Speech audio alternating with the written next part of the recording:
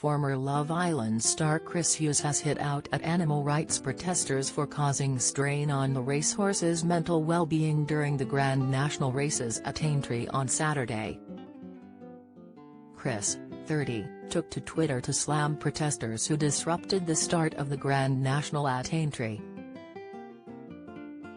The race was won by Scottish horse Corach Rambler, but not before a delayed start after animal rights activists sought to scale the fence and break onto the course, with some trying to attach themselves to fences. Their protests later spilled onto the roads, with the M57 temporarily closed as people sat down on the motorway.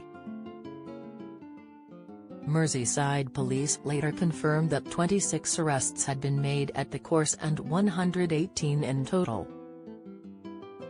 And many leading figures in horse racing have since taken aim at those involved, accusing them of causing anxiety among the horses, as only 17 of the 39 finished the famous race, with former Love Island star Chris being the latest to hit out at the protesters. The National was further tainted by the death of a horse named Hill 16. Hitting out at the animal rights protests following the sad death of the racehorse on Saturday, Chris took to Twitter to slam their disrespect. Protesters forcing the mental well-being of the racehorse to be affected, the reality TV star furiously tweeted. Brainless, uneducated people who respect nobody but themselves, whilst having the opposite effect of what they're protesting.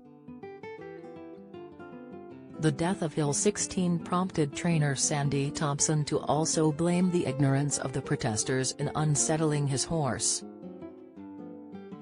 He got absolutely hyper and we washed him off. They haven't a bloody clue what they're doing, he told the Racing Post. He just hasn't taken off at the first fence, has got so bloody hyper because of the carry-on. However, after sharing his support for trainer Sandy Thompson, Chris faced a divided reaction amid his Twitter rage. One Twitter user replied, "Chris, come on lad, horses died today. This race shouldn't be happening. You love horses, these beautiful animals shouldn't be dying for others' entertainment. The Grand National doesn't need to be like this. It doesn't need to be so dangerous. I believe you can like/be a fan of horse racing but dislike, and even reject, this particular race. Everything about it is too extreme, distance, number of jumps etc. It doesn't represent the vast majority of horse racing, too gladiatorial. I'd can it," another echoed.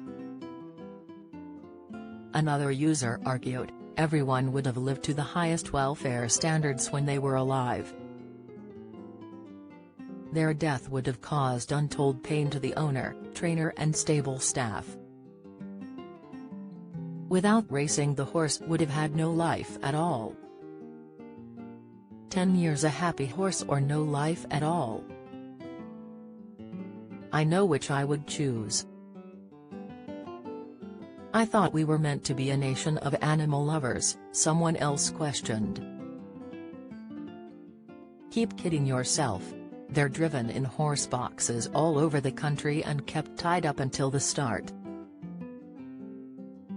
You seriously think a delay is why they fall? But you keep on pretending to make it seem justified," another fan argued.